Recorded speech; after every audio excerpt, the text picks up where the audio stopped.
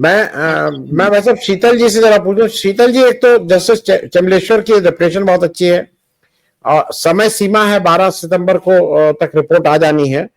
लेकिन दोनों चीजें, एक तो यह है कि ये भी एक आरोप है कि वंतारा में इलीगल वाइल्ड लाइफ ट्रेड जो होता है कुछ इधर उधर, क्योंकि ये कहां से क्या ले आ रहे हैं क्या नहीं ले आ रहे हैं। सिर्फ वेनेजुएला एक देश से ये मई 2024 में मालूम नहीं क्या क्या जगुआर, वो तेंदुए के आसपास का कोई चीज होती है जो।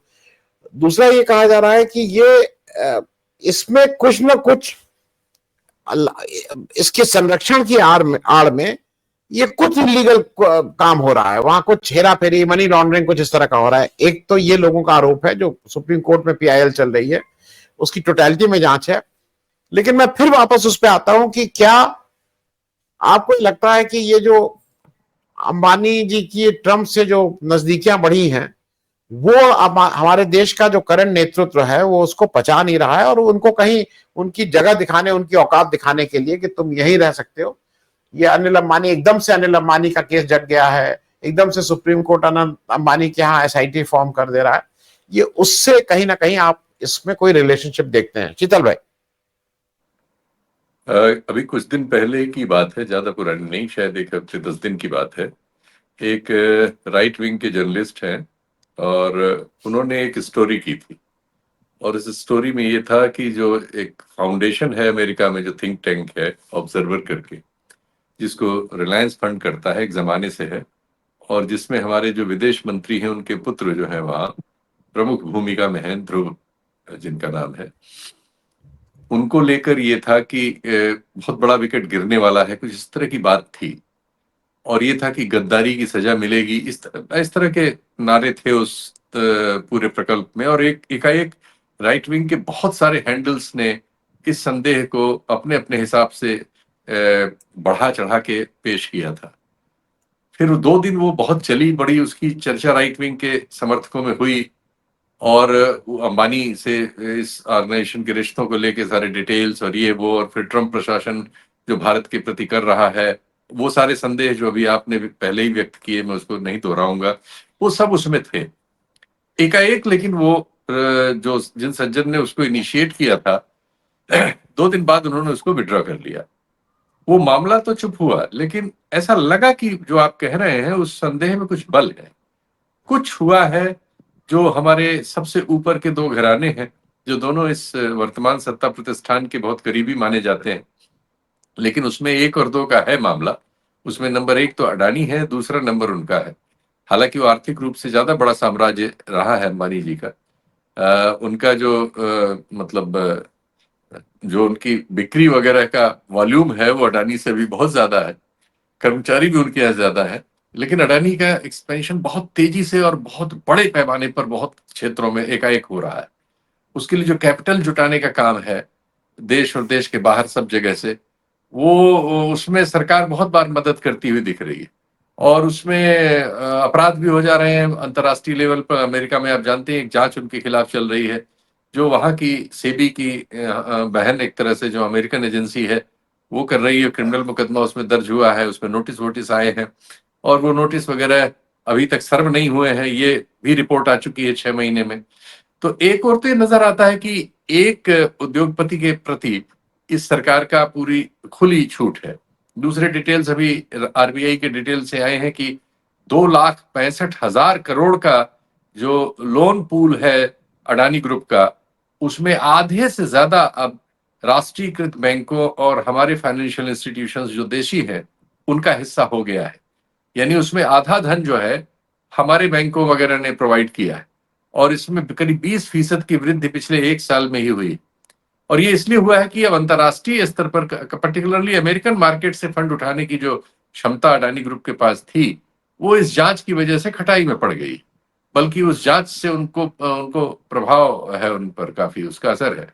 तो एक और ये सब मैनेज करने की शिकायतें और बातें आती रहती है कि हमारा जो पॉलिटिकल एडमिनिस्ट्रेशन है वो अमेरिका के साथ बातचीत में इस चीज को भी चाहता है कि सेटल हो जाए इस उद्योगपति के पक्ष में। लेकिन कुछ बात बिगड़ी है, बिल्कुल आप सही कह रहे हैं, मैं भी उसका बहुत प्राई भी नहीं हूं, मुझे नहीं मालूम कि एग्जैक्टली क्या हुआ है। ये इस तरह के प्रतीक हमें रूस में बहुत मिलते हैं। जहां से ये शब्द भी उभर के आया ओलिगार्क नाम का। अब दुनिया में जो कैपिटलिज्म है वो कुछ एक इस तरह का आप कह सकते हैं उसे, कुछ लोग आपराधिक भी सीधे सीधे कह देते हैं, चलिए हम उसको वो शब्द न देके, लेकिन कुछ कहे, कुछ अरेंजमेंट्स होते हैं जिसमें 4 5 6 लोगों को ही जो भी देश हाथ में उनके होता है उसकी सारी संपदाएं उसकी सेवा में उनकी सेवा में समर्पित होती हैं, और उनमें वो सारे लोग जो उस परिधि में नहीं आ पाते वो शिकार होते हैं। रूस में बिल्कुल ऐसा हुआ है कि वहां एक ल्यूगॉल नाम की ऑयल कंपनी बहुत बड़ी थी और उसके मालिक को बहुत वर्षों तक जेलों में रहना पड़ा, क्योंकि पुतिन की भ्रुकुटी उसके विरुद्ध थी, और वो तबाही हो गई, वो ग्रुप ही तबाह हो गया, दूसरी जगहों में उसमें चला गया। और कुछ उनके जो दोस्त हैं वही लोग सारे धंधों के वहां मालिक हैं, और बाकी जनता को बहुत थोड़े से पैसों में जिंदा रहने भर के लिए जरूरी चीजें प्रोवाइड की जाती हैं। हमारे यहाँ जो डिस्पैरिटी के आंकड़े अब आ रहे हैं पिछले वर्षों में, वो भी यही बता रहे हैं कि धन का जो संकेंद्रण है, साधनों का जो संकेंद्रण है, संसाधनों का जो कब्जा है, वो बिल्कुल बहुत थोड़े हाथों में, बहुत ज्यादा छोटे हाथों में, कुछ हजार लोगों में, और फिर हजार में से कुछ 10 5 लोगों में ही वितरित हो रहा है। अभी भाई साहब ने बताया, व्यास साहब ने, कि बहुत जल्दी हम पाएंगे कि जो आपका हेल्थ एरिया है, जो एक इमर्जिंग मार्केट है, दो ही है, एजुकेशन, हेल्थ। हेल्थ उसमें सबसे ज्यादा कैश रिच है, उसमें बहुत बड़े पैमाने पे हम अडानी जी को देखेंगे, और एकाएक आप पाएंगे कि देश के सारे बड़े अस्पताल, चेन, मेडिकल कॉलेज, ये वो चूंकि बहुत बड़े पैमाने पे खेलते हैं और उनको सरकार का वरद हस्त है, तो हम एकाएक पाएंगे साल 2 साल में सब चीजें एक तरफ हो गई। जैसे पोर्ट के धंधे में हमने देखा, तमाम छोटे मोटे जो थे डांट फटकार के सबको लाइन में लगा दिया गया, सब अडानी के यहाँ समर्पित हो गया, और अब वो उस क्षेत्र में उनका एकदम एक तरफा मामला हो गया। फिर एयरपोर्ट्स में वो इस तरह से आए। अब इसकी बात हो रही है, इसके पहले अंबानी ग्रुप जो था उसके पास बेस स्ट्रक्चर कई चीजों का बना हुआ था, टेक्सटाइल से शुरू होकर उन्होंने पेट्रोकेमिकल और प्लास्टिक इंडस्ट्री वगैरह में मोनोपोली बहुत हद तक उन्होंने कर ली है, तो वो उसमें थे। इस बीच जरूर कुछ हो रहा है ऐसा जो शंका पैदा कर रहा है। 2 खबरें एक साथ आई। एक तो ये फैसला हुआ है जो आपने अभी जिक्र किया कि वनतारा की जांच होगी। अगर वनतारा की जांच होगी तो निश्चित तौर पर इसमें अंतर्राष्ट्रीय और राष्ट्रीय कानूनों के उल्लंघन के मामले आएंगे ही, पशुओं से संबंधित। इसमें कोई शक नहीं है, क्योंकि जिस तरह की ये यूनिट बनी है ऐसी दुनिया में कहीं नहीं। ये एक पेट्रोलियम इंडस्ट्री के नाम पे लैंड अलॉट हुई थी।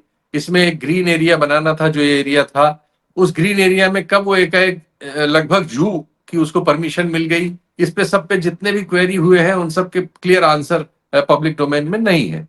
तो इस जांच में हो सकता है कि उनमें से बहुत सारे उत्तर हमें मिले शायद। वैसे हमारे यहाँ चीजों में बड़ा अजीब होता है। इसी बीच एक और डेवलपमेंट हुआ है, और वो डेवलपमेंट ये है कि अभी हमारे कॉलेजियम ने, सुप्रीम कोर्ट के कॉलेजियम ने गुजरात कोटे में एक अतिरिक्त जज को सुप्रीम कोर्ट पहुंचाया है, जो सीनियरिटी में 57वें नंबर पर है, 57th पे है। और एक बार उनका नाम आज से 3 महीने पहले मई में विड्रॉ हो गया था, इसी कारण से कि भाई गुजरात कोटे से ऑलरेडी 2 लोग हैं। गुजरात इतना बड़ा राज्य नहीं है कि उस हाई कोर्ट से आप सुप्रीम कोर्ट में 3 4 जज ले लें, तो वो कोटा उनका भर गया है, 2 उनके ऑलरेडी है। तो जस्टिस पंचोली जो चीफ जस्टिस रहे हैं गुजरात हाई कोर्ट के और एक कंट्रोवर्सी में पटना ट्रांसफर हुए थे, उनको कॉलेजियम ने 4-1 के बहुमत से सुप्रीम कोर्ट में ले लिया है। 31 में वो सीजीआई बनेंगे, 1-1.5 साल के लिए उनको टाइम मिलेगा। एक तो ये घटना है जिससे ये प्रतीत होता है कि जो कॉलेजियम का मैनेजमेंट है उसमें डिसेंट नोट, एक जज ने, महिला जज जो है, उन्होंने डिसेंट नोट दिया है और उनकी वेबसाइट पे है, और डिसेंट के कारण उन्होंने बताए हैं। तो वो बताता है कि ये दखल है कॉलेजियम के फैसलों में। सरकार की रुचि जहां होती है वो हम उसके फेवर में फैसले करते हुए कॉलेजियम को भी पा रहे हैं।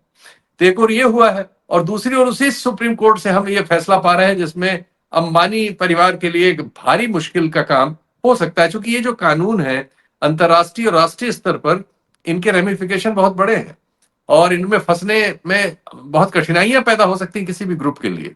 तो अगर ऐसे मामले की जांच हो रही है, और जांच जिनको दी गई है, चेलमेश्वर साहब, बिल्कुल आप लोगों ने ठीक कहा, उनका रिकॉर्ड बहुत ही अपराइट लोगों में से है, और वो नतीजे बहुत हम नहीं समझते कि कहां जाएंगे। कुछ महीनों पहले एक और खबर आई थी, पिछले साल की खबर थी, फाइनेंशियल खबर थी कि अंबानी ग्रुप के नेतृत्व में भारतीय उद्योगपतियों के एक समूह ने लगभग 10 लाख करोड़ की भारतीय रकम जो है सिंगापुर के बैंकों में शिफ्ट की है। यहां से मतलब यहाँ की बैंकिंग प्रणाली में लोन तो उनके पास है, लेकिन जो आय है, जो इनकम है, सेविंग है, वो यहाँ के बैंकों की जगह सिंगापुर के बैंकों की सेवा कर रही है, और उसमें सबसे बड़ा हिस्सा उन्हीं का था। इसके पहले उनके एसेट्स वगैरह इंग्लैंड में खरीदने की बात और वो सब चीजें तो आती ही रहती हैं। तो कुछ ऐसा घट रहा है जिसके हम अनुमान लगा सकते हैं, लेकिन हमारे पास कोई कॉन्क्रीट इंफॉर्मेशन नहीं है। लेकिन शायद ऊपर के ओलिगार्क्स में कुछ रीशेड्यूलिंग हाई अप्स में हो रही है, और वंतारा उसमें एक क्रिस्टल का काम करेगा। ये जांच जो है, हो सकता है कि अंबानी ग्रुप को बहुत कठिनाई में डाले। वो आपने रेफरेंस चूंकि बताई दिए कि ट्रंप के कार्यक्रमों में वो मौजूद रहे। ट्रंप से जो रिश्ते इस समय हमारे डिस्पेंसेशन के हैं, अभी 2 दिन पहले हमने $75,000 पर मंथ के उस पे एक इन्फ्लुएंसर को हायर किया है अमेरिका में, ट्रंप के ग्रुप से अपने लाइजा करने के लिए, भारत के लिए, मतलब ऑफिशियली किया है। इसके पहले एक दूसरा ग्रुप हमने $1.5 लाख पर मंथ के हिसाब से हायर कर ही रखा है, जिसको हम 1.5 साल से फीस दे रहे हैं। और उसी समय ये सूचना आना कि ऑब्जर्वर जो है वो सबटाज कर रहा है, जो एक थिंक टैंक है और जिसमें हमारे विदेश मंत्री के पुत्र प्रमुख भूमिका में है और जिसको रिलायंस फंड करता है। ये सब चीजें मिलजुल के बहुत शंकाएं पैदा कर रही है। और अब मुझे नहीं मालूम कि इसके या हम में से किसी को भी इतना हम प्राइवी नहीं है सूचनाओं के, लेकिन हम इनसे कुछ अनुमान लगा सकते हैं, और वो अनुमान जो है खतरनाक है कुल मिला जुला के, इसलिए भी कि इस समय, इस वर्ष, पिछले वर्ष की तुलना में बहुत सारे सेक्टर्स में हमारी इकोनॉमी जो है वो स्लगिश हो रही है। और निश्चित तौर पर हमारा जो जीडीपी का इस साल का आंकड़ा आएगा, वो जो भी अनुमान है उसमें माइनस की ओर घटाना एजेंसीज में, इस पर विचार सब जगह जो रेटिंग एजेंसीज उनमें चल रहा है। खुद आरबीआई वगैरह के बहुत सारे बयान या उनके जो आंकड़े आते हैं उनसे ये नजर आ रहा है। तो एक ऐसे वर्ष में जब इकोनॉमी लगभग स्लगिश होती हुई नजर आ रही है, इंडस्ट्रियल आउटपुट में रिकॉर्ड हमारा हरास है, पिछले साल भी हो गया था, इस साल वही बनी हुई है। मार्केट में बूम नहीं है परचेज का। ऑटोमोबाइल सेक्टर में सिवाय बिजली की कारों के और बिजली के वाहनों के, बाकी सब में काफी मतलब स्लगिशनेस है। स्टॉक्स हैं लोगों के पास, जो डीलर्स हैं, और वो उस तरह से नहीं बेच पा रहे हैं। तो कुल मिला जुला के एक अजीब एक आर्थिक सीन बन रहा है, जिसमें कोर्ट्स का भी रोल है, जिसमें अंतर्राष्ट्रीय राजनय का भी रोल है, जिसमें अंतर्राष्ट्रीय व्यापार का भी रोल है, और हमारे यहाँ के ये ओलिगार्क्स के बीच एक संभावित कड़वाहट का रोल है। ऐसा दृश्य मुझे अनुमान में आ रहा है, लेकिन और सूचनाएं आएंगी तो हम शायद इन चीजों पर किसी निर्णय पे पहुंचे। अभी ये चीजें सब अस्पष्ट हैं और अपुष्ट भी हैं बहुत सी, तो इसलिए हम इन दोनों को बस इतना ही लेके चल सकते हैं कि संकेतों पर बात कर सकें। जी।